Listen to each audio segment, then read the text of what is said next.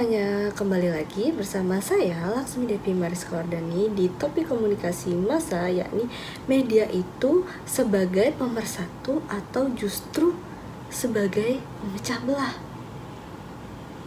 Untuk tahu lebih lanjut, mari kita langsung ke pembahasannya. Di era yang serba digital saat ini, media massa itu punya peran yang besar dalam ngebentuk gimana publik itu bisa beropini.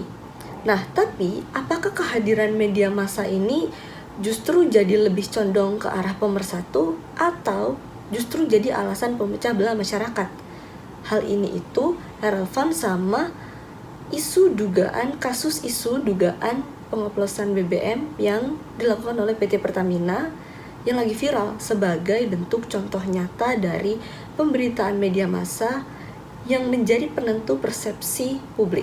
Jadi kasus ini itu bermula ketika publik itu punya dugaan tentang terjadinya pengoplosan yang dilakukan oleh pihak PT Pertamina mengenai BBM jenis Pertamax yang kandungannya itu dioplos dengan Pertalite.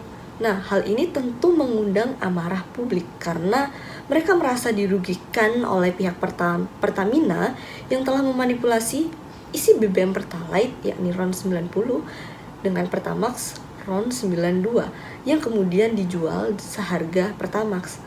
Nah, nggak hanya diam di situ saja, media itu dinilai ikut andil jadi penyebab semakin maraknya diperbincangkan kasus ini, baik di platform digital atau sekedar omongan dari mulut ke mulut. Di dalam teori framing sendiri yang dikemukakan oleh Robert Altman, media ini bukan hanya berperan sebagai pemberi informasi saja, melainkan juga membentuk bagaimana cara pandang masyarakat terhadap suatu isu. Sehingga dalam kasus dugaan pengoplosan BBM ini, media ini lebih banyak menyoroti dugaan penyimpangan yang dilakukan oleh Pertamina dibandingkan memberikan sudut pandang yang lebih seimbang. Sehingga hal ini membentuk persepsi masyarakat terhadap kualitas BBM Pertamina jadi buruk. Nah, bukti nyata sendiri dari pengaruh framing itu tadi bisa dilihat dari perubahan perilaku pada konsumen, yang dimana terdapat antrean panjang di SPBU milik perusahaan swasta seperti Shell dan BP yang jadi dugaan kuat bahwa kepercayaan masyarakat terhadap BBM Pertamina ini mulai terkikis.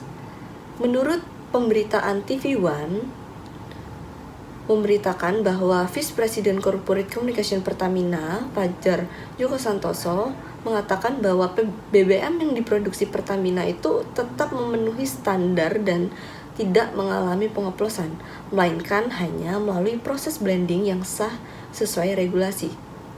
Sayangnya, informasi ini tuh nggak mendapatkan porsi pemberitaan atau penyorotan yang lebih luas, yang sama dengan isu pengoplosan yang lebih sensasional.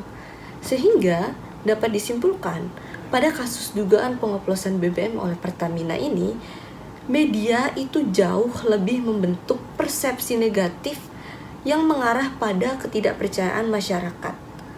Framing pada berita yang terlalu kuat atau terlalu berat ke sisi kontroversinya tanpa mempertimbangkan klarifikasi dari pihak terkait hanya akan memperburuk kondisi situasi sosial.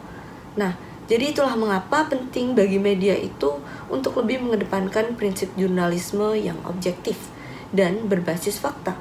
Karena keseimbangan dalam pemberitaan media itu gak cuman bisa jadi cerminan realitas, tapi juga bisa menciptakan realitas baru yang mengarah pada perpecahan publik.